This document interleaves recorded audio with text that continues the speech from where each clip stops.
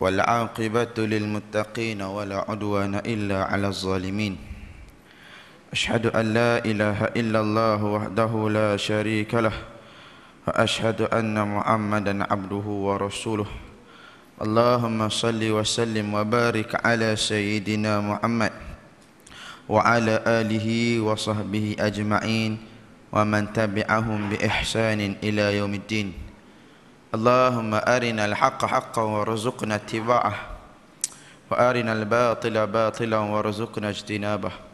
Ya Allah, ya Tuhan kami, tunjukkan pada kami yang benar itu benar dan berikan kekuatan kepada kami untuk mengikutinya, dan tunjukkan kepada kami yang salah itu salah dan berikan kekuatan kepada kami untuk menghindarinya. Amma ba'd. Muslimin dan muslimat yang dirahmati oleh Allah Subhanahu wa taala. Sihat tuan-tuan? Alhamdulillah. Mudah-mudahan kita sentiasa di bawah rahmat dan juga lindungan daripada Allah Subhanahu wa taala. Dia pertamanya Ustaz Kamal Zaman dia minta maaf. Very sorry dia kata. Tapi dia cakap versi Terengganu lah. Dia kata minta maaf banyak-banyak tak dapat datang. Mungkin sibuklah di sana tuan-tuan, di Terengganu. Insyaallah ketua pemuda kan. Lambat biasa sibuklah sikit. Jadi dia minta saya tolong ganti. Insya-Allah kebetulan pula malam ni saya free.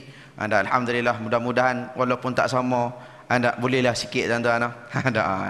Ustaz ni tak sedap lah. Ustaz kamu zaman baru sedap. Nak jangan macam tu tuan-tuan. Baik. Jadi tuan-tuan, alhamdulillah. Pertamanya syukur pada Allah Subhanahu wa taala kerana dengan limpah dan kurnia daripada Allah, Allah Subhanahu wa taala memberikan kita sedikit ruang, memberikan kita sedikit kesempatan untuk kita sama-sama tuan-tuan yang dirahmati oleh Allah Subhanahu wa taala sentiasa memastikan umur kita, hayat kita yang masih berbaki ini kita gunakan sebaik-baiknya sebagai persiapan kita untuk kita balik bertemu Allah Subhanahu wa taala. Kerana di akhirat nanti adalah suatu hari yang mana apa yang kita ada di atas dunia ni tidak lagi memberi manfaat kepada kita di akhirat. Yauma la yanfa'u malun wala banun illa man atallaha biqalbin salim. Melainkan orang yang balik pada Allah dalam keadaan hati yang sejahtera, dia adalah orang yang paling beruntung di akhirat nanti. Tuan-tuan yang dirahmati oleh Allah. Sementarahan pula kita buat sesuatu yang sentiasa diminta oleh baginda Nabi Muhammad sallallahu alaihi wasallam. Nabi sentiasa minta apa tuan-tuan? Nabi minta ditambahkan harta ke? Tak. Nabi minta ditambahkan wang ringgit ke? Tak. Nabi minta sentiasa minta apa? Wa qur rabbi zidni ilma. Ya Allah, tambahkan pada aku ilmu. Sebab tu Nabi ni kok mana pun Nabi seorang yang mengaji. Walaupun Nabi tu seorang yang paling alim. Seorang Nabi apabila ia diutuskan kepada sesuatu kaum, maka Nabi itu akan jadi yang terbaik dari segala segi terhadap kaum tersebut. Contoh Nabi Ibrahim pada kaum dia, Nabi Lut pada kaum dia, bila diutuskan, mereka para Nabi ni akan jadi yang terbaik. Muka paling lawa, suara paling sedap, badan paling perkasa, anak apa lagi? Ilmu paling banyak, anak paling alim dan sebagainya. Maka begitulah baginda Nabi sallallahu alaihi wasallam. Nabi diutuskan pada umat ini dan Nabilah yang terbaik di kalangan umat yang akhir zaman ini. Nabilah paling semak, Nabilah suara paling sedap. Anda kalau kita tengok Brad Pitt tu semak, Aaron Aziz tu semak, Nabi semak lagi daripada tu. Maknanya apa? Nabilah yang paling baik. Paling berilmu adalah baginda Nabi sallallahu alaihi wasallam. Tapi dalam masa yang sama, Nabi adalah orang yang sangat-sangat minat, sangat-sangat suka kepada ilmu. Bukti dah apa tuan-tuan? Satu hari Nabi duduk dengan para sahabat. Nabi duduk dengan para sahabat tuan-tuan, duduk. Tiba-tiba datang seorang lelaki. Nabi duduk dengan sahabat dalam masjid. Datang seorang lelaki dengan muka dia yang putih bersih, muka yang comel, yang lawa. Kemudian dengan bajunya yang putih bersih. Bila dia datang tu orang tak kenal. Dia ni siapa? Nak kata orang jauh, bukan orang jauh. Sebab pada baju dia tak nampak asar. Asar dia apa? Tanda-tanda dia ni orang jalan jauh. Orang dulu, zaman dulu tuan-tuan, bila mana berjalan jauh, nak tahu dia ni orang dekat ke orang jauh, tengok pada baju. Kalau baju dia berdebu, kotor, muka berjambang apa semua tuan-tuan, itu makna ni mesti daripada jauh. Ini mesti orang yang bermusafir. Tapi lelaki ni tak ada, baju dia bersih, muka comel apa semua. Tapi nak kata orang dekat pun bukan. Sebab muka dia tak familiar. Tak ada seorang pun sahabat Nabi hari tu yang kenal pun apa muda ni. Orang yang datang ni. Tak apa, lalu dia datang, dah lah datang tuan-tuan, orang baru. Datang sahabat duduk depan Nabi, habis dia datang lalu terus duduk depan Nabi. Tak, sempoi ya orang kata. Kan? Biasa orang baru ni duduk belakang sikit. Duduk belakang, besok dah main depan sikit. Lusa dah main depan sikit. Tahun depan jadi tok imam terus. Kan? Datang sikit. Tapi ada orang dulu kini dah selamanya dia duduk kat belakang tuan-tuan. Dia seorang baru dia duduk kat depan. Duduk belakang. Ni datang terus duduk depan Nabi. Terus duduk depan Nabi sallallahu alaihi wasallam. Bila duduk, sebut dalam hadis dalam keadaan bahu ni bertentang bahu. Makna kata rapat. Sehingga kata para ulama dia berlaga lutut. Bertemu lutut Nabi dengan lutut pemuda ni. Lalu dia kata, pemuda ni duduk, lalu dia sebut apa? Akhbirni anil Islam.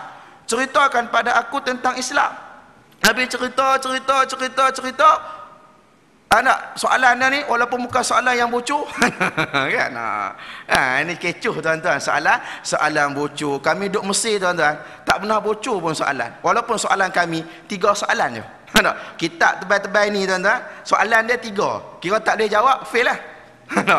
Ada setengah tu pensyarah masuk dalam dewan periksa. Dewan periksa dia ada papan hitam pakai kapur. Dia tulis soalan time tu juga tuan-tuan. Tak pakai kertas soalan. Selamat daripada soalan bocor. Baik, jadi ini dia tanya kepada Nabi, akhbirni anil Islam. Nabi cerita Islam sekian. Akhirnya Nabi sebut apa? Akhirnya lepas Nabi jawab, pemuda ni sebut apa? Sadaqta, betul kamu. Kata Sayyidina Umar, ajib tani, benda ni memelekkan aku. Pelik. Dia tanya, apa tu dia kata betul. Itu. Baik. Lalu dia tanya lagi, akhbirni anil iman. Ceritakan pada aku berkenaan dengan iman. Namun lebih cerita iman sekian. Dia sebut lagi, sadaqta, betul kamu. Lalu dia tanya lagi, akhbirni anil ihsan. Cerita pasal ihsan. Lalu dia balik, habis dia tanya, dia balik tuan-tuan. Lalu Nabi SAW tanya pada para sahabat, kamu tahu tak siapa yang datang? Siapa yang datang tadi, tahu tak siapa? Lalu kata para sahabat, Allahu wa rasuluhul a'lam. Allah dan juga Rasulnya lah yang mengetahui. Maka kata Nabi SAW, itulah Jibril yang datang kepada kamu dan mengajarkan kamu akan agama kamu. Makna kata datang tadi tu malaikat Jibril datang apa? Sebagai guru. Kepada siapa? Kepada Nabi dan juga para sahabat ketika itu. Maknanya masa tu Nabi mengaji. Mana Nabi mengaji macam mana orang tok guru tu? Nabi mengaji belaga lutut tuan-tuan. Tak, kita belaga juga belaga dinding. Belaga dinding, belaga tiang. Lepas tu tak lama belaga kepala kawan sebelah, dah dua-dua tidur. Nabi belaga lutut. Tapi tuan-tuan tak payahlah belaga lutut dengan saya. Banyak mana pula lutut saya nak belaga dengan tuan-tuan. Baik, nampak tak tuan-tuan? Makna kata Nabi seorang yang sungguh-sungguh dengan ilmu. Sebab tu kita sebagai umat Nabi SAW mestilah kita sentiasa suka, sentiasa ada keinginan dalam masa sehari mesti ada ilmu yang kita tambah. Nak berjuang tuan-tuan, nak berjuang mesti ada ilmu. Yang menyebabkan ramainya manusia yang gugur di pertengahan jalan adalah mereka berjuang dengan semangat semata-mata tanpa diiringi dengan ilmu dan juga pengetahuan yang mendalam. Itu banyak mulut tu. Itu banyak cerita tu tuan-tuan. Habis benda tak selesai lagi dia cerita macam-macam tuan-tuan. Sebab apa? Tak ada ilmu. Sebab tidak dididik dengan ilmu yang benar, ilmu yang betul daripada para ulama. Menyebabkan apa? Menyebabkan mereka berjuang tidak ada hala tujuan. Tu ilmu penting tuan-tuan. Sebab tu kata Al-Imam Al-Ghazali, al-ilmu bila amalin jununun. Ilmu tanpa amal gila. Wal amalu bila ilmin. Beramal tanpa ada ilmu, berjuang tanpa ada ilmu, la yakun, sia-sia. Tak ada mana perjuangan kita kalau tidak disertai dengan ilmu. Kena ada ilmu tuan-tuan. Nak panjat bendera tu kena ada ilmu. Dia kena tahu kenapa dia panjat bendera tu. Dapat pahala atau tak dapat pahala. Dia kena tahu. Dia kena tahu duit yang diinfak tu ni untuk apa. Saja-saja ke ataupun ada bahagiannya di akhirat nanti. Dia kena tahu. Barulah perjuangan kita ini akan dibawa ataupun dipandu oleh Allah Subhanahu wa taala. Sebab tu dalam Quran Allah sebut apa? Fasalu ahla dzikri. Tanya orang yang reti, tanya orang yang tahu. In kuntum la ta'lamun, sekiranya kamu tak mengetahui. Kita tak tahu macam mana nak memandu perjuangan ni, maka ikutlah orang yang dah lama dalam perjuangan, yang memandu dengan cahaya Allah, dengan Quran, dengan hadis Nabi SAW. Siapa? Para ulama. Dalam Quran Allah sebut dah, innama yakhshallahu min ibadihil ulama. Sesungguhnya orang yang paling takut dengan Allah adalah para ulama. Maka orang macam inilah yang perlu memimpin kita. Orang macam inilah yang perlu memandu kita untuk kita balik pada Allah Subhanahu wa taala. Jadi tuan-tuan yang dirahmati oleh Allah, batu buat macam mana pun majlis ilmu, pastikan apa tuan-tuan? Pastikan sentiasa hidup dalam masyarakat kita. Kalau kita nak tengok masyarakat kita makin baik, antara caranya adalah dengan menghidupkan majlis ilmu. Hidup majlis ilmu ni pun tuan-tuan, budak-budak kita teruk. Bayang kalau tak ada majlis ilmu. Ada majlis ilmu ni pun tuan-tuan, tabung masjid kena sapu. Agak-agak kalau tak ada majlis ilmu, kereta tu imam dia bawa lari tuan-tuan. Nampak? Baru ni saya tengok dalam Facebook ada satu video. Tengok tuan-tuan. Dia punya corak kapet lebih kurang macam ni tapi warna lain. Ada orang semayang waktu asar, tabung kat belakang hilang sebiji tuan-tuan. Siap ada kamera lagi tu. Tu ada pakai kamera dah. Tabung boleh hilang tuan-tuan. Maknanya apa? Makna kamera dia tak mampu nak buat apa, letaklah banyak mana pun. Kalau benda tu hilang. Siapa yang mencegah benda tu? Allah. Tapi bila kita jauh daripada hukum Allah, maka benda tu tidak ada pencegahan. Sebab tu nak masyarakat kita elok, majlis ilmu mesti sentiasa hidup. Baru orang faham, barulah orang reti tentang agama mereka. Baik tuan-tuan yang dirahmati oleh Allah Subhanahu wa taala. Insya-Allah hari ni baru masuk tuan-tuan, dia mukadimah. Panjang mukadimah ustaz. Ni kalau buat buku tuan-tuan, tebal mukadimah, isi sikit Tuan-tuan yang dirahmati oleh Allah Subhanahu wa taala. Insya-Allah hari ni saya nak baca satu hadis Nabi sallallahu alaihi wasallam yang Nabi baca, yang Nabi sebut 1400 tahun yang dulu. Sebagai apa? Sebagai pedoman, sebagai panduan kepada umatnya yang sangat dicintai oleh baginda Nabi sallallahu alaihi wasallam. Nabi dia cinta, dia sayang kat kita tuan-tuan. Macam-macam Nabi buat. Antaranya apa? Nabi tak pernah lupa untuk mendoakan keampunan umat dia. Nabi tak pernah lupa. Satu hari Sayyidatina Aisyah dia datang pada Nabi sallallahu alaihi wasallam. Ni kita kena kenang pada ni. Kita kena tahu kenapa kita berjuang apa yang Nabi bawa. Sebab apa? Sebab Nabi itu sayang pada kita. Sebab tu kita sambung perjuangan Nabi. Nabi satu hari Sayyidatina Aisyah datang pada Nabi, ya Rasulullah, doakan aku ya Rasulullah. Dia minta Nabi doakan dia, Sayyidatina Aisyah. Maknanya tuan-tuan, antara benda sunnah, benda yang patut, yang digalakkan untuk kita buat adalah bila jumpa orang-orang yang saleh, orang-orang yang alim, yang kita tahu dia dekat dengan Allah, adalah kita minta dia doakan kita. Jumpa datang tok guru kat tempat kita, tuan-tuan, tuan guru doakan saya. Anda ustaz, minta doa sikit ustaz. Ada tiup sikit kat telinga suami saya ni, degi nak mampus ni ustaz. Biasa bawa anak ni bawa suami. Ada ustaz tolong baca. Ada tak apalah, tu benda yang elok. Macam orang kita lah, orang Melayu kita ada buat lama lah. Asal jumpa ustaz bawa betul. Ada ustaz baca air doa sikit ustaz, anak nak periksa ni. Asal periksa cari ustaz. Ada anak dapat 5A, dia tak bagi ustaz datang kuduri rumah dia. Nampak tak tuan-tuan? Baik, Allah. Tak apalah. Ada antara benda yang baik adalah dengan kita bila jumpa orang saleh, kita minta mereka mendoakan kita.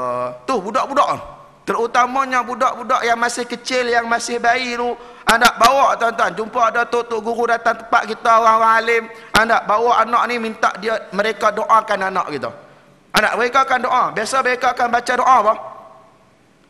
Kalau baby lelaki masa kita pangku tu baca doa apa tuan-tuan? Ini biasa kita tak buat.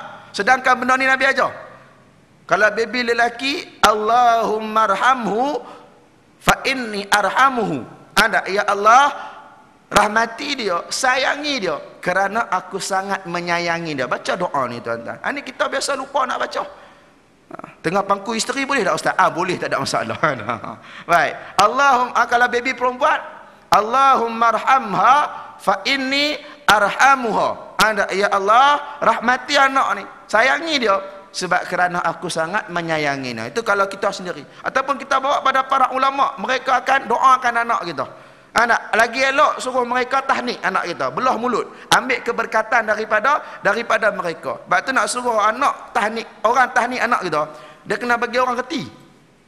Ada setengah orang dia tak tahu, dia ingat tahnik ni bagi sebiji terus biji kurma kat budak tu. Siap masuk surat khabar lagi tuan-tuan. Itu kalau budak tu besar nanti tuan-tuan, dia jumpa balik surat khabar tu, dia tahu dalam surat khabar tu dia tuan-tuan, dia pergi cari balik orang ni. Aku sepak lagi berkata, sebab aku tak mati masa kecil dia kata. Ada letak sebiji kurma depan mulut pintu tuan-tuan. Itu bukan tahnik, itu nak bagi mati budak tu. Dia tahnik ni dia ambil sikit. Pokoknya apa tuan-tuan? Bila jumpa para ulama, minta mereka doakan kita. Sayyidatina Aisyah jumpa Nabi, orang yang paling saleh, orang yang paling alim, Sayyidus Salihin, ketua orang saleh, jumpa Nabi, minta ya Rasulullah doakan aku ya Rasulullah. Lalu Nabi angkat tangan, Nabi doa apa? Ya Allah, ampuni dosa Aisyah yang terdahulu dan akan datang.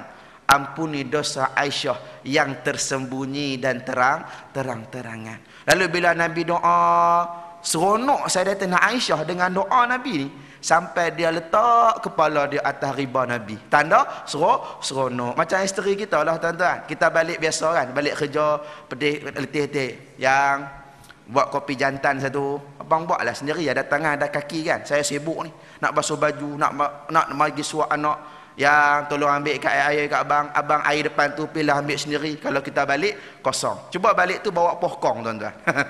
Nak barang kemas tu, yang abang ada hadiah ni, ada pokong, berlari tuan-tuan, dia tendang mesin basuh. Berlari letak bahu atas letak kepala atas bahu suami. Ada sebab apa? Seronok. Maka Sayyidatina Aisyah dia seronok dengan doa Nabi, sangat-sangat seronok, digambarkan dengan dia letak kepala di atas riba Nabi sallallahu alaihi wasallam. Lalu Nabi tanya, wahai Aisyah, kamu seronok tak dengan doa aku? Seronok kan doa aku tadi? Lalu kata Sayyidatina Aisyah, aku sangat seronok ya Rasulullah. Maka Nabi kata, kalau begitu, inilah doa yang aku baca kepada umat aku setiap kali aku sembahyang. Makna kata doa hak Nabi baca pada Sayyidatina Aisyah ni, hak Sayyidatina Aisyah minta baru Nabi bagi ni, Nabi baca kepada umatnya setiap kali dalam solat Nabi. Makna setiap kali Nabi solat, Nabi doa, ya Allah, ampuni dosa umatku yang terdahulu dan akan datang. Ampuni dosa umatku yang tersembunyi dan terang-terangan. Makna kata kita tak payah minta, Nabi baca dah doa tu tuan-tuan. Itu tanda Nabi sayang, Nabi cinta pada kita. Sebab tu hari ni kita mesti ambil tanggungjawab untuk kita bawa apa yang telah dibawa oleh baginda Nabi sallallahu alaihi wasallam. Baik, hadis dah tuan-tuan. An Saubana radhiyallahu anhu wa ardah. Anin Nabi sallallahu alaihi wasallam qala, daripada Sayyidina Sauban radhiyallahu anhu wa ardah. Sayyidina Sauban ni tuan-tuan orang yang sangat cintakan Nabi sallallahu alaihi wasallam. Sehingga kan satu hari Nabi sebut, Nabi cerita ada seorang dia ni ahli syurga. Ada ni ahli syurga. Sahabat tanya, ya Rasulullah, siapa ya Rasulullah? Masing-masing tertanya, aku ke, sebelah aku ke, depan aku ke, belakang aku. Lalu Nabi sebut orang itu adalah Sauban. Maka sahabat Nabi pergi. Pendek cerita, sahabat Nabi pergi rumah Sauban dan sampaikan berita ni. Lalu Sauban bila dengar tuan-tuan, dia bukan seronok, dia jatuh sakit. Dia dengar dia masuk syurga, dia jatuh sakit. Lama bila dia sakit, dia tak datang masjid. Nabi tanya, mana Sauban? Anda lama tak nampak dia ni dekat masjid. Anda kan macam kita lah tuan-tuan, lama tak nampak haji, kita tanya mana haji? Anda dah sakit ke? Dah habis kahwin satu lagi. Oh macam tu. Anda kan kita tanya. Betul? Jadi Nabi tanya, mana Sauban ni? Lama tak nampak. Sahabat kata, ya Rasulullah, Sauban sakit ya Rasulullah. Nabi pergi melawat. Bila Nabi pergi melawat, dia tak mau tengok Nabi. Tak mau. Dia tak nak tengok Nabi. Sebab apa dia tak mau tengok Nabi? Lalu Nabi dia tak nak tengok Nabi, ambil sembang. Nabi datang, Nabi tanya, wahai Sauban, kenapa sakit ni? Kamu ke ahli syurga, patut kamu seronok lah. Sauban bila Nabi datang, mula-mula dia tak mau tengok Nabi. Bila Nabi tanya, Nabi sebut bahawa kamu ni ahli syurga, kenapa sakit? Lalu kata Sauban terus serta merta dia tengok Nabi SAW. Lalu dia kata apa? Ya Rasulullah, sebab itulah aku sakit. Sebab kamu kata aku masuk syurga tu aku sakit. Lalu kata Nabi, kenapa pula orang masuk syurga seronok? Cuba kita tuan-tuan. Orang kata hang ni masuk syurga, taubat tak pergi masjid dah tuan-tuan. Sedekah apa semua tak buat dah bila orang kata kita pergi masjid. Tak? Lalu Nabi tanya kenapa? Kata, ya Rasulullah, nanti dalam syurga kalau aku masuk syurga, aku akan duduk di syurga yang bawah, sedangkan kamu ya Rasulullah, kamu akan duduk di syurga yang paling tinggi. Aku tak dapat bersama kamu ya Rasulullah, sebab tu aku sakit. Padahal dalam syurga yang sama, cuma dia kata kalau aku masuk confirm syurga paling bawah, sedangkan dia sahabat Nabi. Kamu ya Rasulullah confirm syurga paling tinggi, mesti kita tak duduk sama, aku tak boleh nak pergi kat kamu ya Rasulullah, menyebabkan aku sakit, aku tak nak terpisah dengan kamu. Allahu Rabbi. Tu nampak tuan-tuan, sahabat anak sayang cinta daripada Nabi sallallahu alaihi wasallam. Baik, sambung baik daripada Sayyidina Sauban radhiyallahu anhu ardah, daripada Nabi sallallahu alaihi wasallam bersabda, innar rajula, sesungguhnya seseorang itu, la yuhramur rizqa, diharamkan rezekinya. Allah sekat dia daripada mendapat rezeki. Bidzambi yusibuhu, dengan sebab dosa yang dilakukannya. Wala yaruddul qudaa, dan tidak ada yang boleh mengubah takdir atau menukar sesuatu takdir yang ditetapkan oleh Allah. Umur dia berapa, ajalnya bila, jodohnya siapa, tak boleh ditukar. Illa ad-du'a'u, melainkan doa. Wala yazidu fil umri, dan tidak ada yang boleh memanjangkan umur manusia. Illa al-birru, melainkan kebaikan yang dilakukan oleh seseorang manusia itu. Dalam hadis ni ada 3 benda tuan-tuan. 3 jam boleh? Boleh 3 jam? Boleh? Tak boleh. Setakat saya datang surau ni yang kata tak boleh, jujur alhamdulillah. Kalau tuan-tuan kata boleh, tuan-tuan tunggu aku nak balik. 3 jam siapa nak tunggu tuan-tuan? Ceramah pun sejam. Baik, tuan-tuan yang dirahmati oleh Allah. Baik, yang pertama, innar rajula, sesungguhnya seseorang itu. Bermakna hadis ini ditujukan kepada siapa? Kepada manusia yang merasakan dirinya manusia. Adakah ustaz orang yang tak rasa diri dia orang? Ada? Manusia yang melakukan sesuatu tanpa ada panduan, tanpa ada beza halal ataupun haram. Sebab bila sebut namanya manusia, bila sebut namanya kamu ini beriman pada Allah Subhanahu wa taala, nak tak nak buat apa-apa mesti ada timbangan dosa atau pahala, mesti ada timbangan halal ataupun halal ataupun haram. Tak boleh apa yang dia nak dia sapu, apa yang dia tak mau dia tinggal, suka-suka hati tak boleh. Dia mesti ikut, dia mesti buat apa yang disuruh saja, dan dia mesti tinggal apa yang ditegah dan dilarang oleh Allah Subhanahu wa taala. Tak kira lah dari segi apa, dari segi pemakaian kita kena fikir, kena tengok halal ke haram pakaian anak kita, isteri kita punya pakaian elok ke tidak. Ada ini takbir tu kuat tuan-tuan, anak tak tutup aurat ramai. Ini masalah. Anak dia berjuang tuan-tuan, eloklah dia pergi usrah malam-malam dan sebagainya, tapi balik anak tak jaga. Dalam peperangan Ahzab ada ayat Allahumma salli ala Sayyidina Muhammad, ayat menutup aurat. Ada ayat suruhan Allah suruh Nabi menyuruh isterinya supaya menutup aurat. Dia tu turun bila tuan-tuan? Turun selepas daripada peperangan Ahzab. Kenapa? Itu menjadi tanda dalam kamu berjuang, jaga anak dan isteri kamu. Ramai mana orang yang berjuang hari ini tuan-tuan, tapi anak dan isterinya tak menjadi aset, bahkan menjadi liability kepada dia menjadi satu bebanan pula pada seorang pejuang. Ramai tuan-tuan. Ada pergi usrah apa semua tuan-tuan, ambil isteri pergi balik kerja, nampak betih ni atas motor tuan-tuan.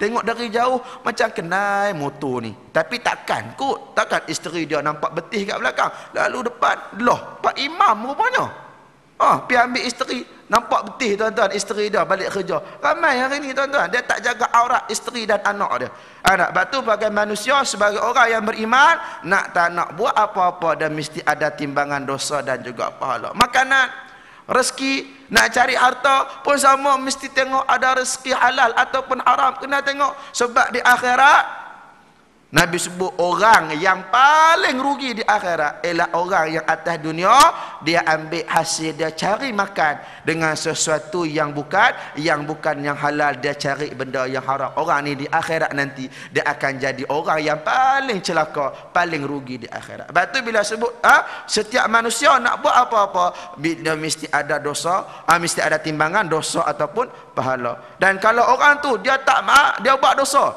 itu tanda dia ni jenis manusia yang tak tahu malu. Nabi sebut dah, idza lam tastahi, kalau kamu tak malu, tak reti, tak tahu malu, fasna ma syi'ta, buatlah apa kamu nak buat atas dunia. Kalau kamu ni jenis tak tahu malu, kamu ni jenis tak tahu, tak terti bahasa, nak buat ada bermakna orang yang langgar perintah Allah adalah mereka yang tidak ada malu dalam kehidupan kita, kehidupan dia, tuan-tuan. Ada sama macam orang tak tutup aurat.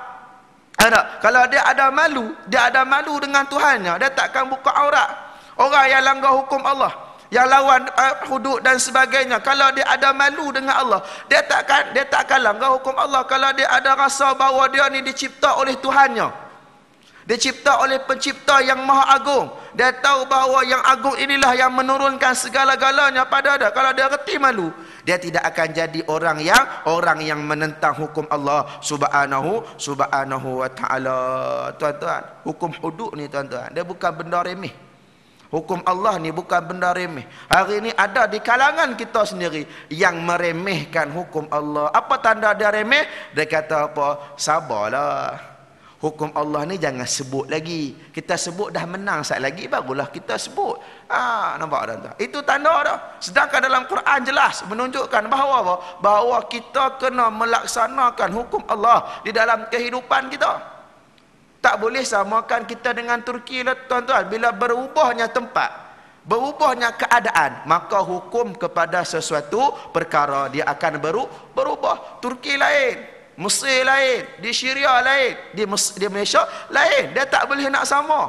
Ada orang tanya kenapa boleh kenapa di Turki dia boleh melantik Erdogan bukan di kalangan ulama, dia orang yang profesional, kenapa boleh lantik dia?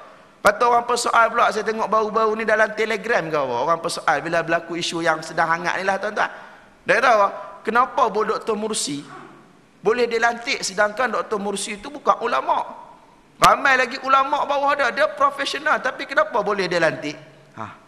Tuan-tuan, kita jawab balik. Sebab apa? Sebab profesional Dr. Mursi dia macam ulama, tuan-tuan. Dia profesional tapi dia hafiz Quran.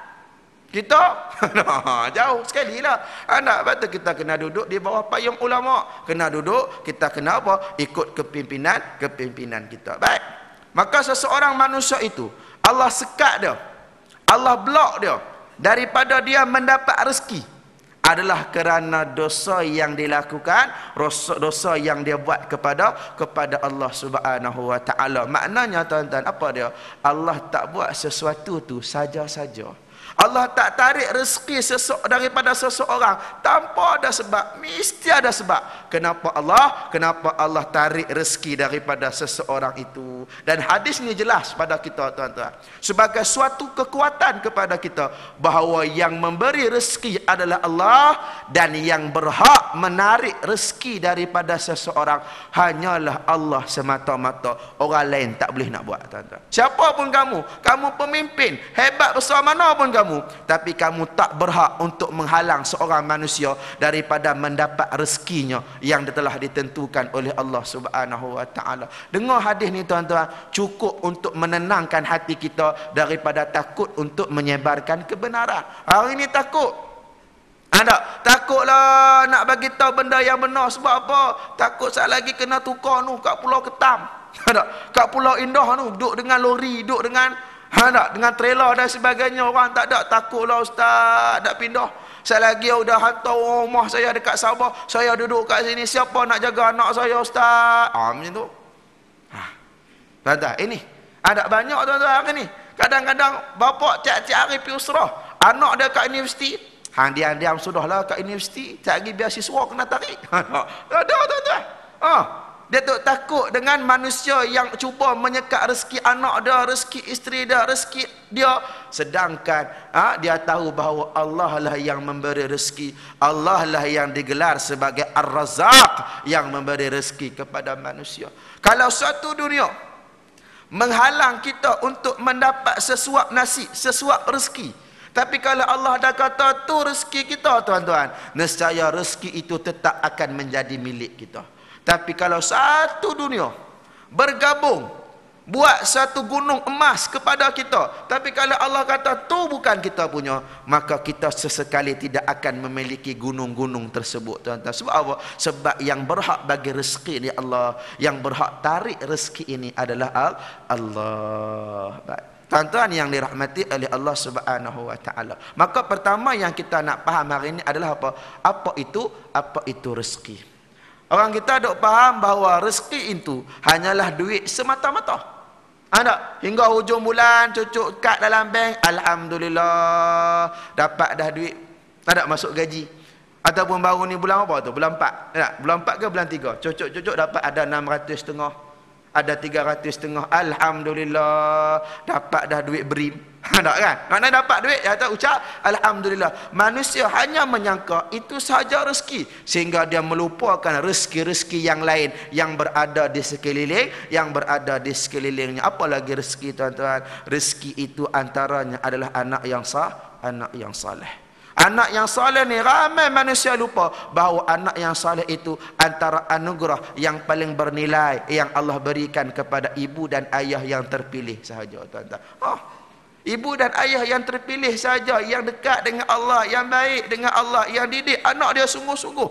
Ibu dan ayah ini saja yang Allah pilih untuk mendapat anak yang saleh. Ramai mana anak yang dia berbangga dengan agama yang ada pada anaknya lebih daripada dunia yang ada pada anaknya. Ramai mana, tuan-tuan? Tak ramai. Ada bahkan dia lebih bangga anak dia bila sebut anak ang kerja apa? Oh, anak aku kerja dah sekian. Bila sebut anak hak tak kerja ni, anak hak kerja sepenuh masa dengan perjuangan Allah, dia bukan tak kerja, cuma tak dapat kerja lagi. Dia malu nak sebut, tuan-tuan. Sedangkan patut anak ni lah yang patut disebut. Dia memang tak kerja, tapi dia sepenuh masa infak diri dia pada jalan Allah. Biar kita berbangga sebut macam tu, tuan-tuan. Sebab apa? Sebab anak inilah yang akan jadi aset kita di akhirat. Tuan-tuan, kita ada 5 orang anak. Setiap orang anak kita hak sulung, dia bagi kita sebulan 1,000. Nombor 2 bagi 5,000. Bulan nombor 3 bagi 4,000. Nombor 4 bagi 1,000, tuan-tuan. Hak nombor 5 ni kadang-kadang bagi, kadang-kadang tak bagi, tuan-tuan. Kadang-kadang kalau bagi pun 100, lepas tu ni tengah bulan minta balik mak RM50. Minta balik, tuan-tuan. Tapi anak ni lah, biasalah mak dia meninggal, ayah dia meninggal, dialah abang nombor 1 tengok nombor 2, nombor 2 tengok nombor 3, nombor 3 nombor 4, nombor 4 tolak hak nombor 5, nombor 5 ni pergi depan sembahyang jadi tok imam, mayang jenazah mak dia. Anak ni lagi bernilai daripada 4 orang yang lain, walaupun 4 orang tu tiap-tiap bulan bagi 1K ke atas, tuan-tuan. Tu anak yang saleh. Tapi ramai mana yang kita nampak benda ni? Tak nampak, tuan-tuan. Kalau tanya anak, mak nak jadi apa besar nanti? Nak jadi doktor, mak. Saya nak jadi doktor. Alhamdulillah, sejuk perut mak mengandung. Kamu pula, mak, anak nombor 2 nak jadi apa besar nanti? Saya pula nak jadi engineer, mak. Saya nak dapat tu pangkat IR. Saya baru tahu, tuan-tuan, rupanya IR ni untuk orang yang tahap paling tinggi dalam engineering, betul ya? Kan? Aku duk ingat IR ni ikutlah Nick kahwin dengan Tun, kahwin dapat IR. Rupanya dia pangkat untuk engineer, rupanya. Patutlah ada orang nama IR. Baik. Jadi, tuan-tuan, saya nak dapat IR ni, jadi engineering. Alhamdulillah. Tiba-tiba tanya anak kita yang bungsu, mat, nak masuk apa? Kak nak jadi lawyer, abang nak jadi engineer, kamu nak jadi apa? Nak jadi doktor ke? Tak, mak. Saya nak jadi ulama, saya nak jadi orang hafiz Al-Quran. Biasa mak dia cakap apa, tuan-tuan? Dia kata apa? Dia tak cakap banyak. Hang nak jadi apa besar nanti? Bisa itu dia jawab.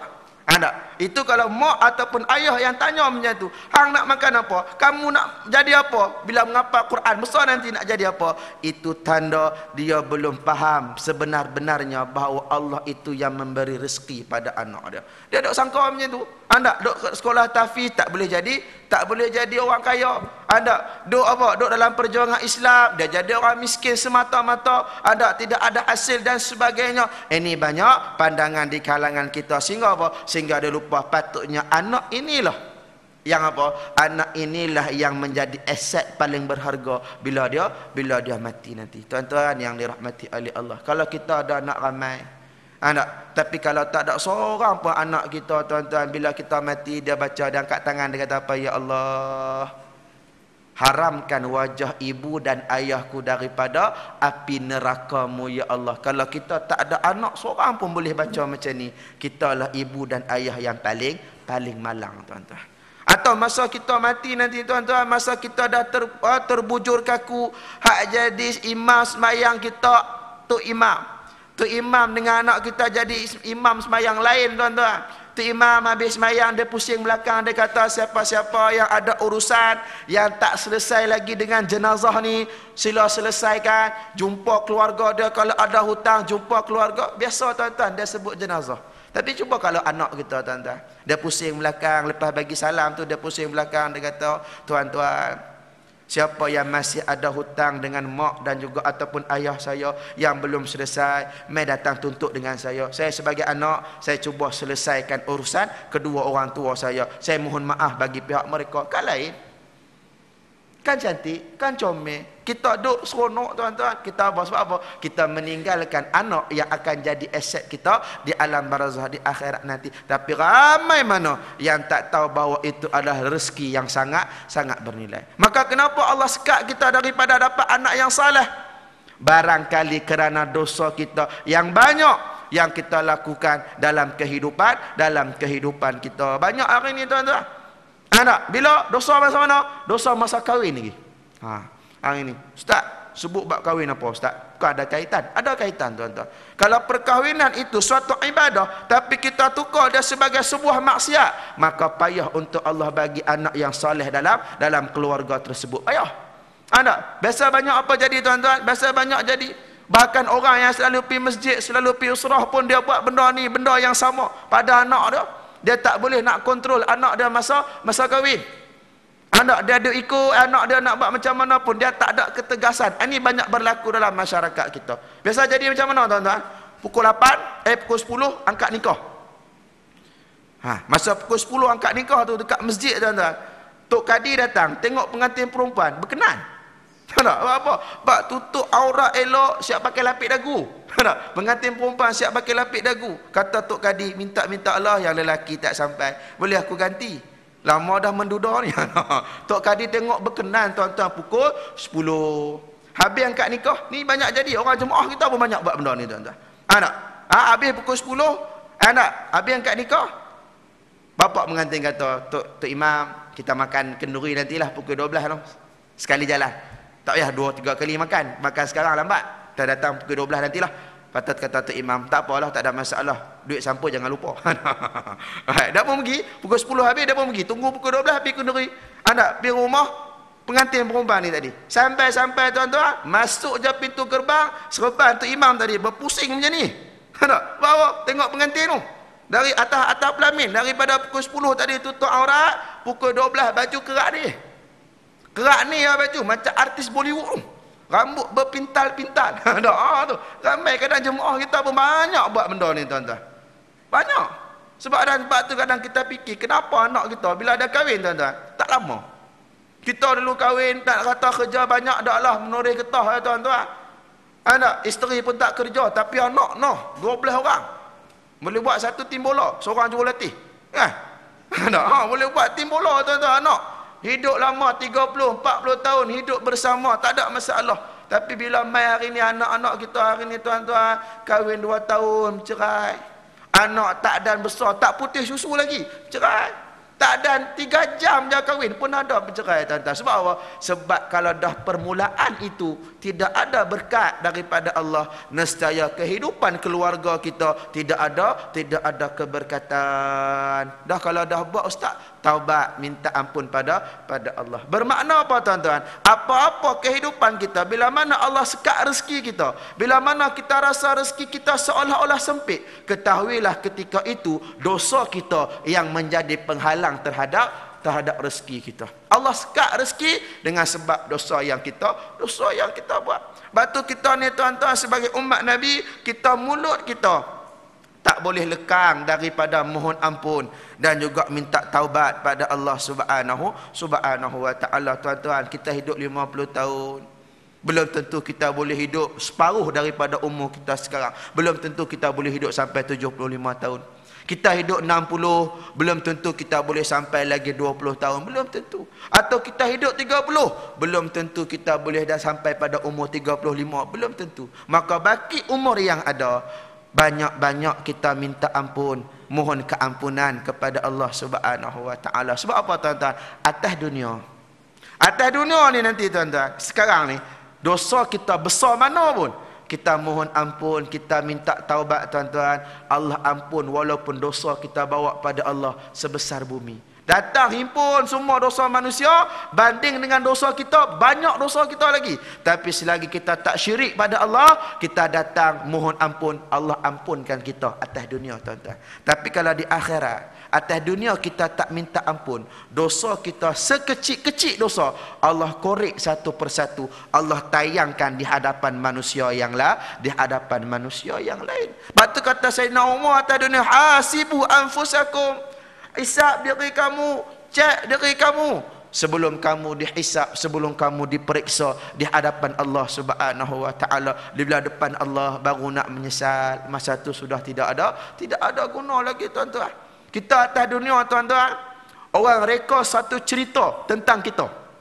Cerita tu kita tak buat, tapi orang letak cerita, orang kata kita yang buat.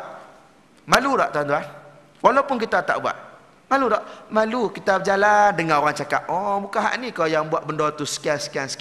Kita tak buat, tapi kita dengar orang bercerita tu, malu tak tuan-tuan? Malu walaupun benda tu tak buat. Ni di mahsyar, benda hak kita buat, Allah tayang satu persatu, orang duduk belakang semua tengok apa yang kita buat tuan-tuan. Batu atas dunia banyak-banyak minta ampun pada Allah Subhanahu wa taala. Walaupun besar mana dosa kita tuan-tuan, kita minta ampun pada Allah. Antara rezeki ialah Allah berikan kita kemenangan. Tapi kenapa banyak lagi hari ini sampai sekarang kita tak menang tuan-tuan? Bahawa mungkin masih banyak lagi dosa yang dilakukan oleh ahli-ahli kita yang kita tak ubah, yang kita tak perbetul. Yang mana kalau Allah beri kemenangan, dalam keadaan dosa-dosa ini masih kita lagi-lagi kita lakukan, bimbang-bimbang kemenangan itu hanyalah kemenangan yang sementara, dia tak kekal. Sebab apa? Sebab tu. Tuan-tuan, baru dapat satu tuan-tuan. Kan? Baru dapat satu. Anak baru dapat negeri Selangor, negeri yang kaya dengan duit dan sebagainya ni tuan-tuan, macam-macam jadi. Itu hikmah saya nampak kenapa tak menang baru ni tuan-tuan. Tu anak kita baru diberi ujian dengan satu negeri, tapi masih kita tak mampu untuk kawal keadaan tuan-tuan. Allahumma salli ala tasdih tuan-tuan. Ada bimbang, saya sendiri pun bimbang. Kita bimbang apa? Bimbang kita majlis ilmu, bimbang dengan apa yang kita boleh buat di Selangor hari ini tuan-tuan. Bimbang dia kembali sebagaimana asal, sebagaimana sebelum tahun 2008. Sebelum daripada 2008 kita bimbang. Dan saya yakin tuan-tuan pun tak suka benda tu jadi. Kan? Masjidnya kosong, ada masjid kena kunci, ada surau ni. Rupa-rupanya surau saya dengar daripada kecil tuan-tuan, kena kunci dengan jail. Surau ni rupanya. Aku datang juga akhirnya. Tuan-tuan, nampak tak? Duk dengar ceritalah, duk ikut ayah habis ceramah masa kecil-kecil tuan-tuan, kata dengar ada surau kena kunci, surau ni rupanya. Baik, kan? Tuan-tuan, tak, kita sekarang tak payah dah. Tak payah nak kunci-kunci dah tuan-tuan. Alhamdulillah kita nak benda ni berkekalan. Tapi dalam masa yang sama ini adalah ujian daripada Allah. Nak tengok siapa yang betul-betul istiqamah, siapa yang betul-betul duduk dalam perjuangan agama Allah Subhanahu wa ta'ala. Baik tuan-tuan yang dirahmati oleh Allah Subhanahu wa ta'ala, Bila sebut dosa kita tuan-tuan, memang kita tak mampu nak menjangka besar mana dosa yang kita lakukan. Ada kalanya dosa itu kita buat dalam keadaan kita sedar, dan ada kalanya dosa itu kita buat dalam keadaan kita tak sedar. Azan dulu ke terus? Dia kena ustaz, dia kena bagi tahu berhenti bila. Ustaz dia satu dapat mic, habis dunia dia lupa. Hak sakit boleh jadi sihat. Kalau rumah meninggal dapat mikrofon macam tak meninggal. Dapat apa? Dapat mic, dapat mikrofon. Nak kena bagi tahu siap-siap ustaz. Mana kata dah lewat sangat lalu. Tapi jangan setengah jam kuliah apa buat macam ni dah. Balik dengan betul air ni. Tuan-tuan yang dirahmati oleh Allah Subhanahu Wa Taala. Baik. Maka ada kala dosa itu sedar kita buat, ada kala dosa itu kita buat dalam keadaan yang tidak sedar. Saya nak bawa satu cerita yang berlaku kepada seorang manusia. Nama dia Harun Al-Khurasani. Bukan Harun Salim Bacik, itu pelawak. Harun Al-Khurasani. Dia ni hidup zaman Fudail bin Iyad. Fudail bin Iyad ni siapa tuan-tuan? Dia ni digelar sebagai Abidal Haramain. Orang yang beribadah di dua tanah haram. Baik. Dia ni sekejap duduk Mekah, lama duduk Mekah, dia ibadah pula kat Madinah. Duduk Madinah lama, lepas tu dia pergi Mekah pula, ibadah kat Mekah pula. Dia bergilir dua tempat ni. Jadi dalam satu musim haji, dia sampai ketika mana wukuf di Arafah, dia sampai di Arafah, dia bentang sejadah.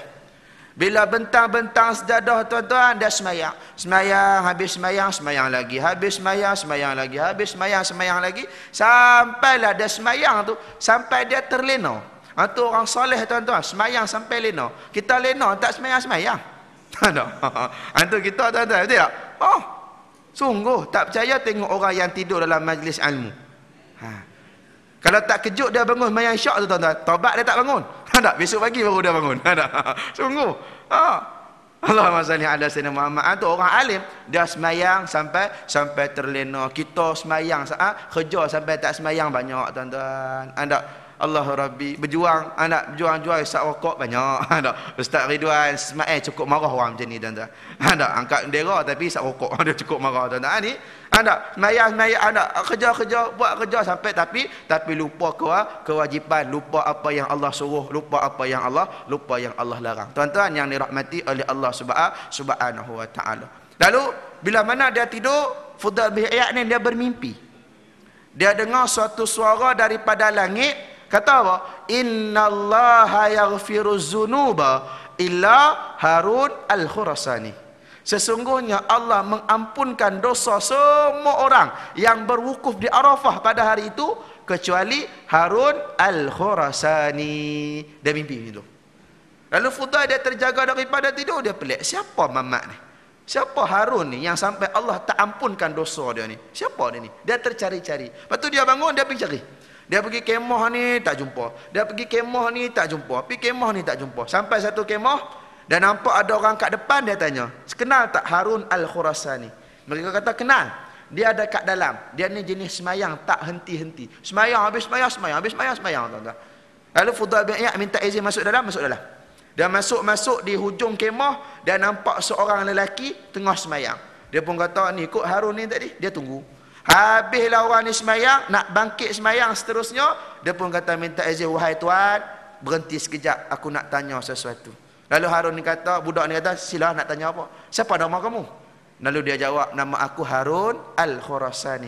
"Kenapa tanya nama aku?" Sebab bila tanya nama mesti benda penting. Orang tu je boleh tahu cerita tu. Lalu kata Fudail bin Iyad macam ni, "Tadi aku semayang, lalu bila tengah semayang tu aku bermimpi, aku dengar suatu suara daripada langit kata apa? Allah ampunkan dosa semua manusia kecuali Harun Al-Khurasani." Hang lah tu. Tapi dia tak cakap Kedah lah tuan-tuan. Jangan pergi cari kat Kedah pula orang ni. Dia cakap Arab lah. Ni terjemah balik. Baik, kamulah orang tu. Lalu bila Harun dengar benda ni tuan-tuan, terus automatik dia menundukkan kepala dia, dia geleng kepala dia tuan-tuan. Lalu dia kata apa? "Kamulah orang yang ketujuh yang cerita benda yang sama padaku." Makna kata dah 7 tahun, 7 orang yang berbeza datang jumpa dia, cerita benda yang sama, Allah ampun dosa semua orang kecuali dosa dia. Lepas tu dia tunduk, dia geleng kepala. Lalu Fudail pun tanya, "Wahai tuan, apa yang tuan buat ni sampai payah sangat Allah nak ampun dosa ni? Sampai 7 tahun 7 kali orang datang cerita benda yang sama, tak ampun lagi dosa. Apa masalah dia? Apa yang kamu buat?" Lalu kata Harun Al-Khurasani, aku bukan orang jahat, aku orang baik, jaga semayang, taat pada ibu ayah. Cuma satu je perangai aku yang tak berapa nak elok. Aku suka lepak malam-malam, balik lewat.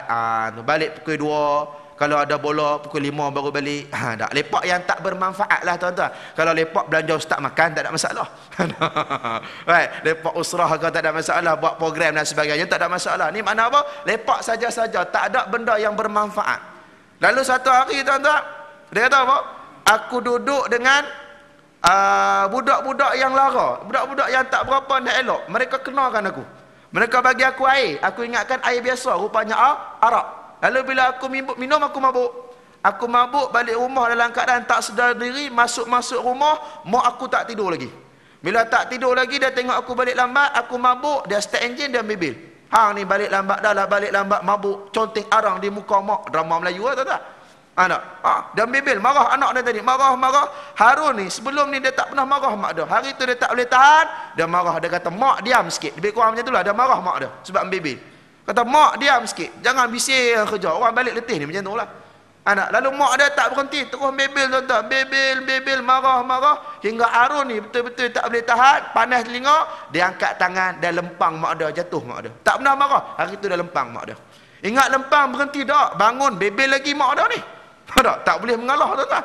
Bebel, marah, hingga Harun ni betul-betul dia tak boleh tahan dengan pengaruh arak yang kuat ni tadi tuan-tuan. Akhirnya dia ambil mak dia ni, dia campak dalam pembakar roti. Orang Arab pembakar roti dia tuan-tuan, jangan macam kita beli kat Singa tu. Itu kecil, dia besar. Anda letak orang 2 orang boleh dalam tu. Dia besar tuan-tuan, dia punya pembakar roti. Dah masuk, lepas tu dia letak mak dia dalam tu, lepas tu dia nak masuk bilik, orang rumah dia kunci pintu, dia tidur kat luar. Besok pagi bila mabuk hilang, dia bangun, dia tanya isteri dia, kenapa abang tidur kat luar?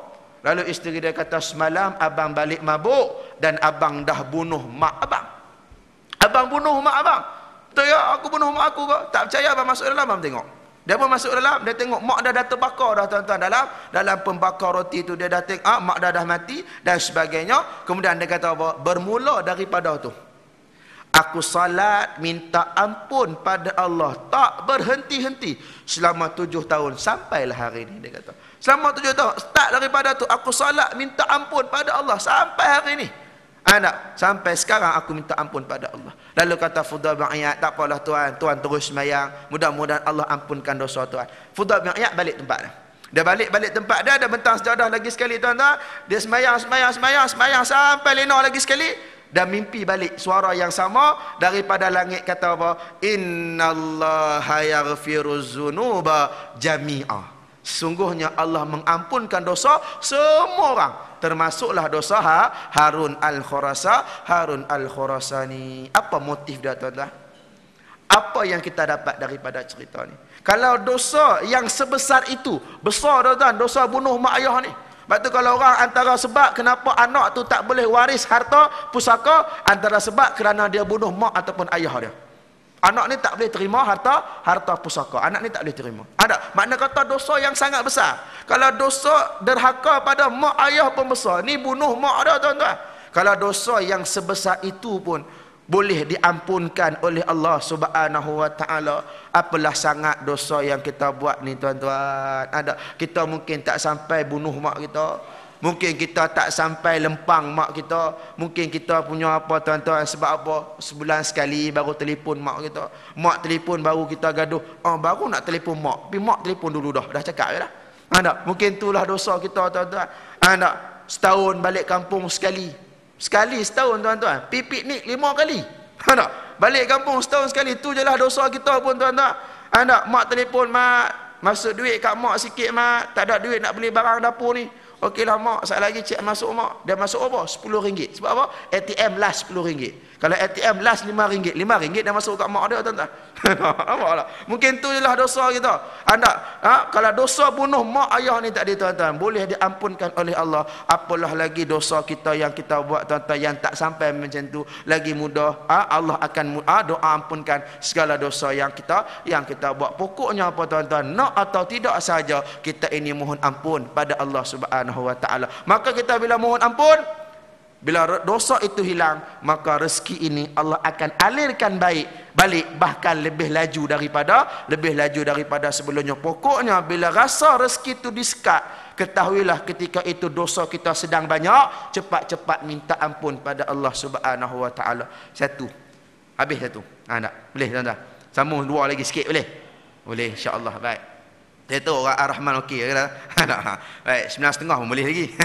Baik, tuan-tuan. Baik, yang nombor 2. Nabi sebut apa? Wala yaruddul qada'a, dan tidak ada yang boleh menolak atau mengubah sesuatu takdir yang ditetapkan oleh Allah illa ad-du'a'u, melainkan doa sahaja hak boleh tukar. Hak tu hebatnya orang Islam ni tuan-tuan, dia ada senjata yang paling ampuh. Apa dia ada? Doa, mengalahkan senjata-senjata yang lain. Senjata yang lain tuan-tuan, dia hanya terpakai di tempatnya sendiri. Contoh kereta kebal, dia berguna dekat darat. Cuba letak dekat dalam laut tuan-tuan, boleh pakai tak? Tak boleh pakai. Jet pejuang, dia memang laju di udara. Letak kat jalan raya tengok tuan-tuan, kat Pecai itu imam lagi laju daripada jet pejuang ni. Tak? Submarine, tak? Kapal selam, dia hebat di lautan dalam. Dalam macam mana dia boleh pergi. Atas darat boleh pakai? Tak bergerak macam tu. Tapi ada tuan-tuan submarine, letak dekat laut tak berjalan, atas darat pun tak berjalan. Kan? Hak second hand tu lah. Tuan-tuan yang dirahmati oleh Allah, ini kena atas hostan tak?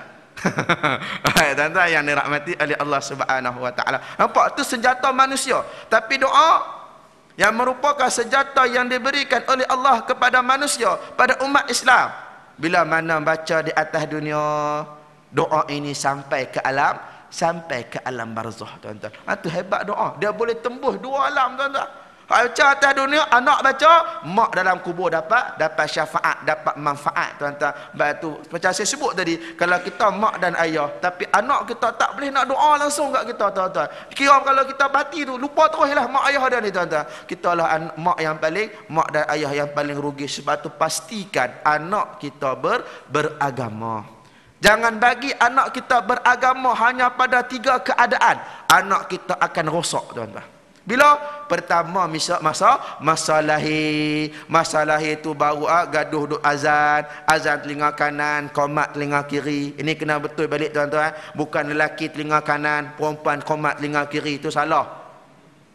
Dia dua-dua, azan telinga kanan, qomat telinga kiri. Kalau dah buat tak apa, dah ada masalah. Jangan takbir raya sudah kat telinga budak tu.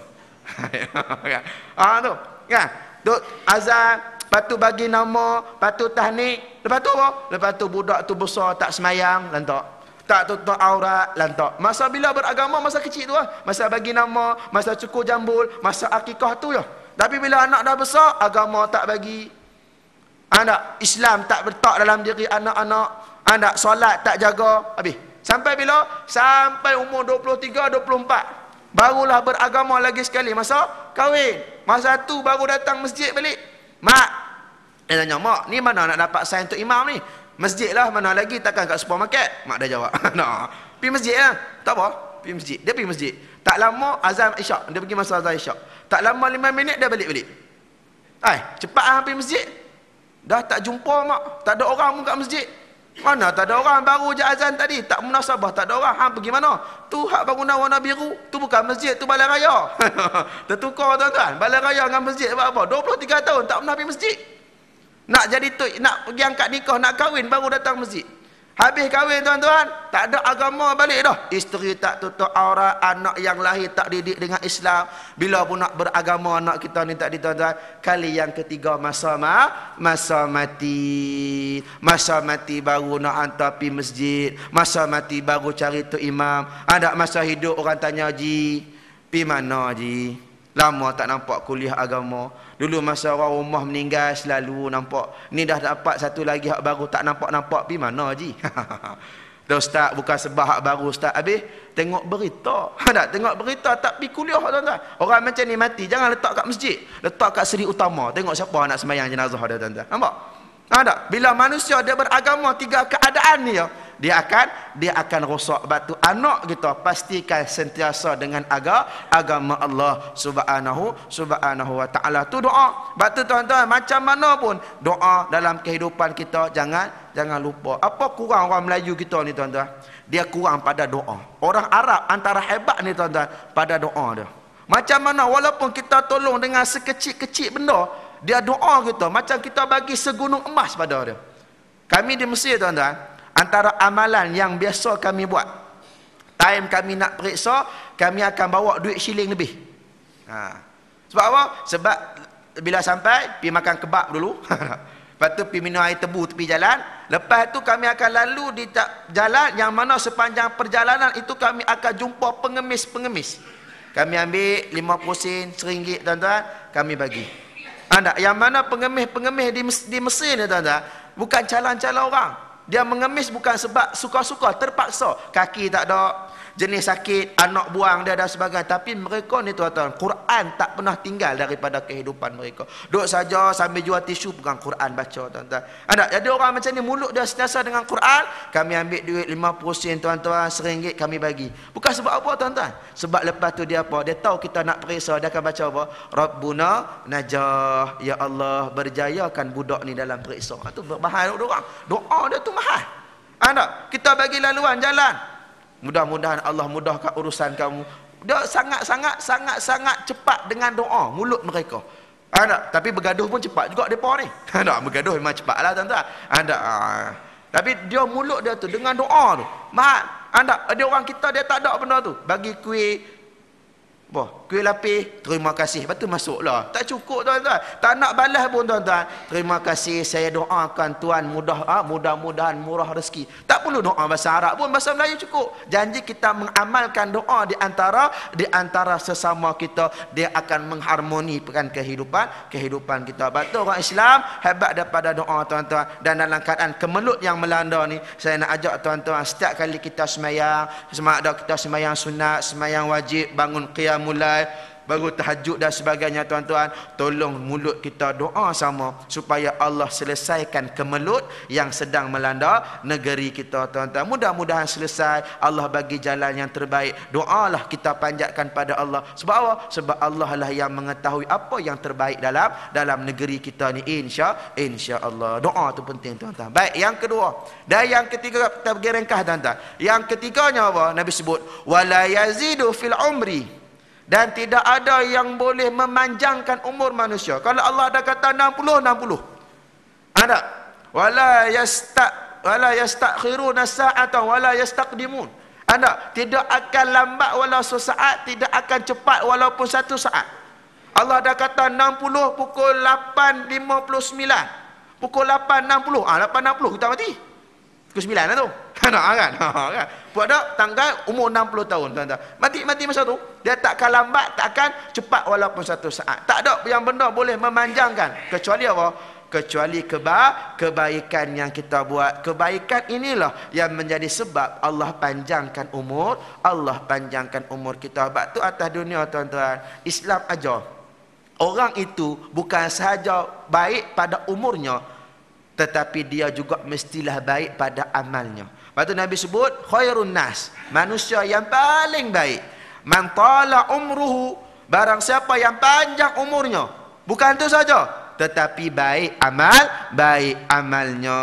Nak dapat panjang umur, mestilah dengan amal yang baik. Kita ada ingat kita umur panjang sebab makan syakli. Bak makan kopi jantan. Tak bak makan kopi radik, tak. Bukan benda tu yang memanjangkan umur kita. Semua di bawah kekuasaan Allah. Cuma sebab Allah panjangkan umur kita apa tuan-tuan? Antaranya dengan kebaikan yang kita buat. Sebab tu dalam Islam, buatlah apa-apa kebaikan, hatta sekecil-kecil kebaikan, Allah balas dengan ganjaran yang sangat besar. Kerana apa? Kerana setiap amalan itu ada pahalanya di sisi Allah subhanahu wa ta'ala. Dan jangan lupa satu benda tuan-tuan, bila mana beramal, jangan lupa apa? Jangan lupa kunci dia apa dia tuan-tuan? Ikhlas. Apa-apa kita buat, hatta sekecil benda sampailah sebesar-besar benda, bila kita buat dengan ikhlas, amalan yang kecil dia akan jadi besar. Amalan yang besar akan diganda-gandakan oleh Allah. Kalau orang tu buat benda kecil tapi ikhlas. Lebih baik daripada orang yang buat benda besar tapi tidak ada ikhlas kerana nak menunjuk pada manusia. Dia buat benda kecil tanpa bendera. Kerja dia tak ada benda lain. Dia tak pandai nak jadi ketua, tak pandai nak jadi pemimpin, tak pandai nak apa. Tapi bak gantung bendera, bak tepek poster, bak raih undi bagi kat dia tuan-tuan. Hak tu dia buat dengan ikhlas. Itu lagi baik daripada kalau ada mereka yang memimpin tapi ada niat, ada kepentingan peribadi. Hak kecil ni dia lagi bagus pada pemimpin ni tadi. Walaupun benda tu sikit tapi benda itu diredai, ada ikhlas tuan-tuan, dia akan jadi sangat-sangat bernilai. Sebab apa? Bila kita beramal tapi tidak ada kunci, tidak ada ikhlas, amalan kita tidak akan dipersembahkan di hadapan Allah Subhanahu wa taala. Sebab amalan yang ikhlas sahaja akan dibawa di hadapan Allah. Ada kita tak beramal, tak ada kunci tuan-tuan, amalan kita sia-sia. Ibarat apa? Saya pernah sebut kat sini. Ada kita naik rumah kita 20 tingkat. Hari tu lift rosak. Kita balik, kita duduk rumah flat 20 tingkat. Ada lift rosak. Sampai-sampai lift rosak, naik tangga tingkat 10 berhenti. Sampai tingkat 20 depan rumah, seluk tangan dalam kocek, Allah, kunci rumah tinggal dalam kereta. Ada maknanya apa tuan-tuan? Sia-sia. 20 tingkat kita naik tadi tuan-tuan, sia-sia. Sebab apa? Tak boleh masuk rumah, kunci rumah ada dalam kereta, kena turun ambil balik. Sama macam kita beramal tapi tidak ada ikhlas, maka amalan kita sia-sia, maka ikhlaslah dalam setiap perbuatan kita tuan-tuan. Insya-Allah Allah akan panjangkan umur kita. Jadi tuan-tuan, tu 3 benda. Secara ringkasnya 3 benda. Pertama, mohon ampun banyak-banyak pada Allah, nescaya Allah akan beri kita rezeki yang melimpah ruah.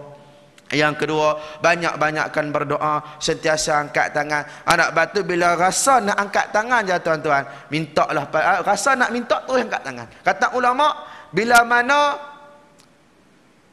kamu punya rasa untuk meminta, rasa nak minta pada Allah, ketahuilah ketika itu Allah sedang bersedia untuk memberi kepada kamu. Makna tiba-tiba rasa nak minta terus angkat tangan, minta pada Allah tuan-tuan. Tapi tengah naik motor jangan angkatlah, langgar kereta depan. Ada angkat tangan minta pada Allah. Tengah duduk saja rasa nak minta, angkat tangan. Memang angkat tangan dia bukan syarat, tapi dia adab kita minta dengan Allah Subhanahu wa taala. Ni angkat tangan macam-macam pisin. Angkat tangan macam ni, tak apa. Macam nak kahwin tuan-tuan, orang macam ni ambil air jerih tak kepala. Ada tak tangan tak apa tuan-tuan. Doa elok. Ada angkat tangan, ada yang macam ni. Ada letak telefon tengah baca doa pun ada juga tuan-tuan. Minta doa, angkat tangan elok-elok minta pada Allah.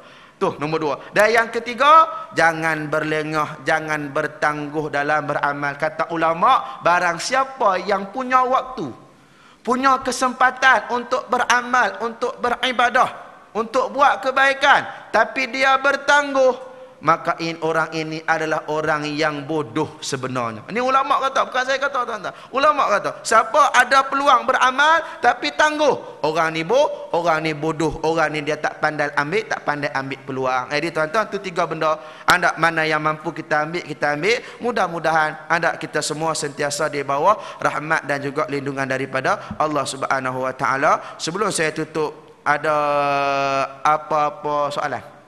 Any question please? Boleh cakap orang putih ustaz.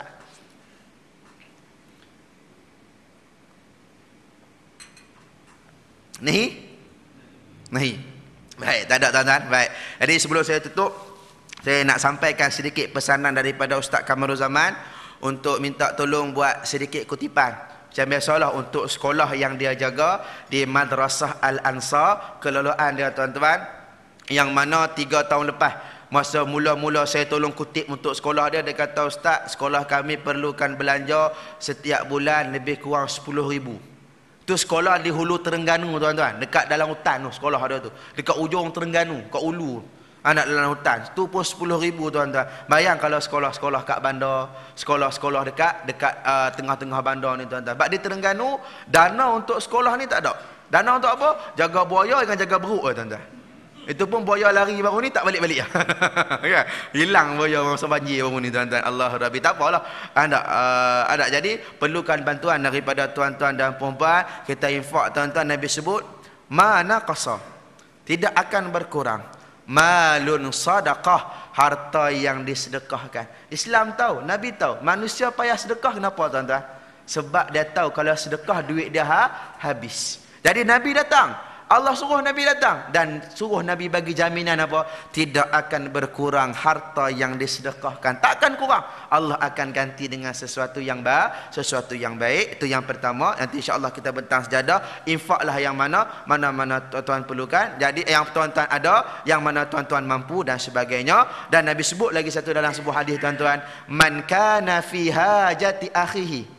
Barang siapa yang berada pada hajat saudara dia datang ataupun ada orang datang minta bantuan dengan kita, kita bantu dengan apa yang kita mampu. Dia berada pada hajat saudara dia. Kanallahu fi hajatih. Apa dia? Allah pula akan berada bila mana kita pula memerlukan sesuatu. Tadi sahabat kita perlukan sesuatu, kita bantu, kita tolong. Saat lagi ada suatu waktu kita pula memerlukan bantuan. Siapa yang bantu? Allah, dan Allah lah Maha Pembantu. Allah lah Maha memberikan segala-galanya. Kita bantu orang, Allah akan bantu kita. Dan yang kedua, saya nak ulang lagi sekali, saya datang hari itu dah sekali, ulang berkenaan dengan ibadah korban di Kasala Sudan. Saya nak ulang lagi sekali, cuma saya tak bawa flyers hari ini. Baru ni saya dah bawa flyers, mungkin ada baki lagi kot kat sini. Saya tak ingat dah. Satu bahagian 300 tuan-tuan, satu bahagian lembu, satu ekor kambing 400. Kok ada yang dah masuk dekat sini, ada duit lebih nak masuk lagi. Atau yang nak masuk kat Malaysia mahal sangat, dia nak masuk kat tempat lain. Cuma tuan-tuan tak boleh ikutlah pergi sembelih kat sana. Sebab saya ada pasang banner kat Petaling Jaya tuan-tuan. Pasang banner, ada orang telefon, Ustaz buat ibadah korban ke? Satu bahagian berapa? Saya kata 300. Murah hanya Ustaz. Memang murah lah. Aku ingat dia tahu korban dekat Sudan. Dah lah dia kata, Ustaz, tapi masa korban nanti, saya tak boleh datang. Saya kata memanglah tak datang sebab kita korban kat Sudan, bukan kat Malaysia. Lah, kat Sudan ke? Nak tanya maknanya apa? Ini tuan-tuan memang tak payah ikutlah, kami yang akan bawa ke sana. Anda satu bahagian 300, satu ekor kambing 400 ringgit. Jadi tuan-tuan yang nak masuk malam ni, kalau nak masuk boleh ambil nombor telefon saya. Nak masuk terus malam ni pun tak apa. Dia jangan tangguh-tangguh benda ni.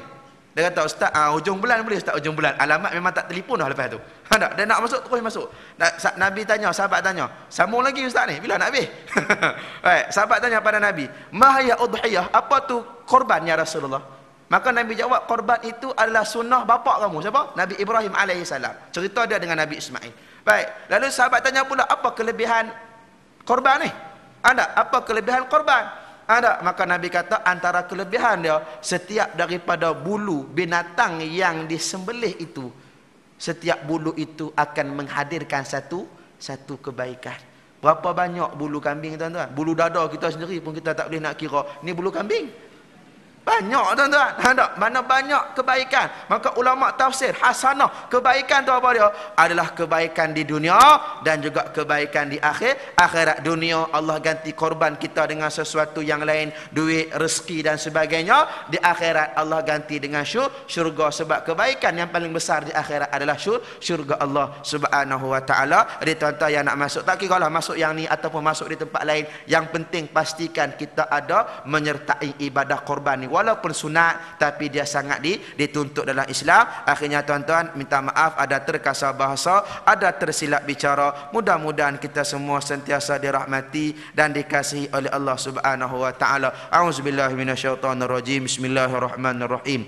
Allahumma alimna bima yanfa'una وانفعنا بما علمتنا ربنا زدنا علما اللهم فقهنا في الدين وعلمنا تأويل رب اجعلنا من الذين يستمعون القول فيتبعون أحسنه صلى الله على سيدنا محمد وعلى آله وصحبه وسلم والحمد لله رب العالمين.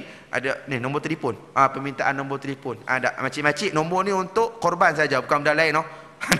Baik, 013 27 37 857. Tu nombor telefon saya. Siapa yang nak untuk korban nanti bolehlah. Ada insya-Allah. Baik. Wallahu a'lam. Assalamualaikum warahmatullahi wabarakatuh.